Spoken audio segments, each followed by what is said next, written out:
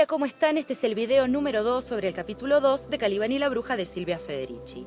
En el capítulo anterior estuvimos viendo cómo la alianza formada por la Iglesia, el Estado, la nobleza y la burguesía para desactivar las luchas antifeudales pone en marcha a partir del siglo XV el plan de acumulación originaria que permite el desarrollo del capitalismo. Y esto se da básicamente mediante la privatización de la tierra, que ahora podía funcionar como un medio de explotación y de acumulación para el naciente mercado internacional agrícola y no solo como un medio de subsistencia. Las nuevas leyes impedían a los trabajadores organizarse, pero permitían a los comerciantes fijar precios y mover mercaderías, con lo cual se empieza a cumplir con uno de los objetivos de la acumulación originaria, que era aumentar los precios. De hecho, para Silvia Federici, esto es lo que genera la inflación, que en historia se conoce como la revolución de los precios, y no, como se suele decir, el oro y la plata traídos de América. En un contexto donde los trabajadores dependían cada vez más de las relaciones monetarias porque tenían que trabajar para ganar lo que antes habían producido, pero que les fue arrebatado con la privatización de las tierras, los salarios caen un 30%, pero su poder adquisitivo se reduce más del 60%. A mediados del siglo XVI, un trabajador tenía que trabajar 40 semanas para ganar lo que a principios de siglo ganaba en 15 semanas. Y esta es una estrategia que el capitalismo relanza cada vez que lo necesita. Por ejemplo, según el INDEC, entre el 2018 y el 2019, el salario en Argentina cayó más del 15%. Para la clase trabajadora esto fue el empobrecimiento absoluto. De sus dietas desaparecieron la carne, la cerveza, el vino, la sal, el aceite de oliva. Básicamente comían pan justo en un momento en que el precio del grano aumentó exponencialmente. Las mujeres, que eran quienes más dependían de la comida barata, comenzaron a liderar o integrar revueltas por la comida. Invadían ciudades y graneros, atacaban panaderías si sabían que el grano se iba a exportar, atacaban la carga de barcos con bolsas de maíz a orillas del río. En los juicios a brujas se empieza a hablar cada vez más de brujas que por la noche se alimentaban de ganado y del banquete diabólico. Es decir, que ahora una cena con cordero asado, pan y vino era un acto diabólico si lo llevaba adelante gente común, en un momento que había masas de personas que eran literalmente piel y huesos pidiendo caridad. Recordemos en el 2016 al presidente del Banco Nación, González Fraga, que para criticar al gobierno anterior dijo: le hicieron creer al empleado promedio que podía comprarse un plasma y viajar al exterior. Es decir, esta idea recurrente en la historia de que está mal que los pobres accedan al confort. Había un deseo generalizado por la comida. La comida se convirtió en un símbolo de privilegios, como por ejemplo aparece en Lazarillo de Tormes, una novela anónima de 1554 que cuenta todo lo que el protagonista tiene que hacer para poder conseguir comida y saciar su hambre. Dice Silvia Federici que el empobrecimiento, las rebeliones y la escalada criminal son elementos estructurales de la acumulación capitalista, y en efecto cada vez había más revueltas por la comida, contra los impuestos, contra la privatización de las tierras. Esto aumenta la presencia de los ejércitos, y también había cada vez más vagabundos entre quienes crecía la idea de que era posible recuperar la riqueza comunal arrebatada. Esto lo que genera, entonces, es un clima de criminalidad constante. El Estado, entonces, siempre desde su lugar de garante de las clases sociales, lanza una serie de iniciativas para disciplinar a los trabajadores, fijarlos a sus puestos de trabajo y distender el conflicto social.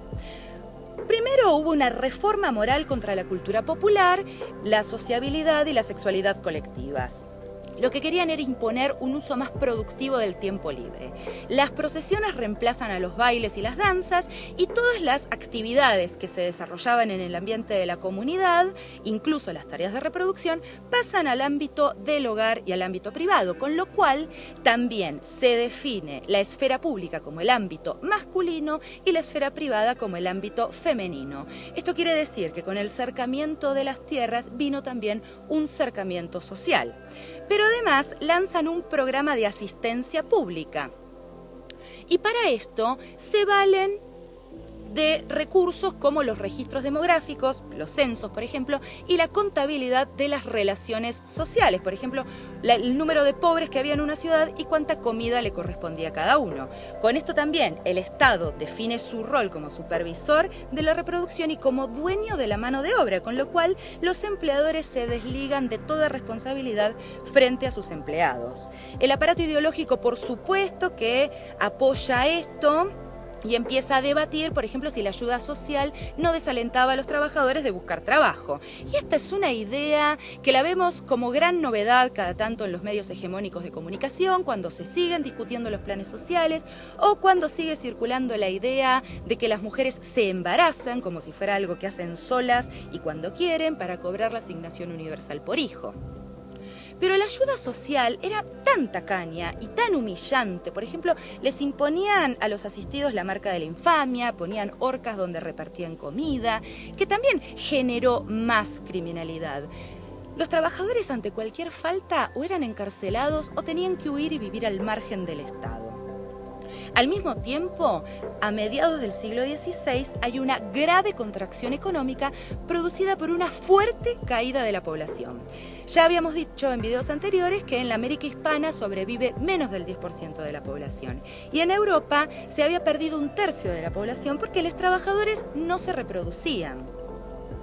Este fue el resultado de la propagación de las enfermedades, la violencia y el mercantilismo que creía que un gran número de población era la base de la riqueza de una nación y para eso implementaban medidas intensivas para extraer la máxima ganancia de cada trabajador mediante un régimen totalitario y represivo y medidas extensivas para aumentar la reproducción y tener más trabajadores y más soldados. Por lo tanto, la reproducción pasa a ser un asunto de Estado. Y esto lo que hace es aumentar la guerra hacia las mujeres mediante la caza de brujas, porque para el Estado era imperioso romper con el control que las mujeres ejercían sobre su sexualidad. Entonces, después de la brujería, los peores delitos eran infanticidio, anticoncepción y aborto, y se castigaban con tortura, hoguera, decapitación, ahogo. Si sobre una mujer pesaban estos delitos, ingresaba como adulto a la corte, pero no, por ejemplo, si la habían violado. Se empieza a perseguir mujeres con más violencia, la familia cobra mucha más importancia, entonces se persigue a mujeres y a madres solteras, se prohíbe el celibato. En los juicios a brujas se empieza a hablar cada vez más de brujas que entregan niños al demonio y en esto, dice Silvia Federici, se puede ver el miedo que tenían las clases acomodadas a que las mujeres degradadas como las sirvientas o excluidas como las mendigas se vengaran haciéndole daño a sus hijos y este es un miedo que cada tanto reaparece.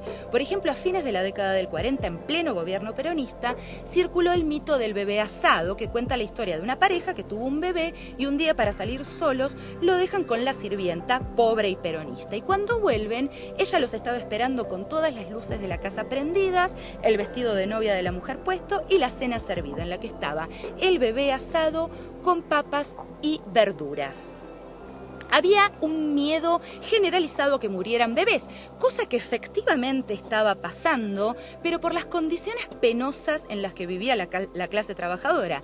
Sin embargo, la culpa de todo ahora la tenían las parteras, que resulta que eran unas incompetentes, con lo cual se pierde uno de los últimos bastiones del poder femenino, que era la obstetricia, porque entra el médico varón y los partos dejan de ser cosa de mujeres.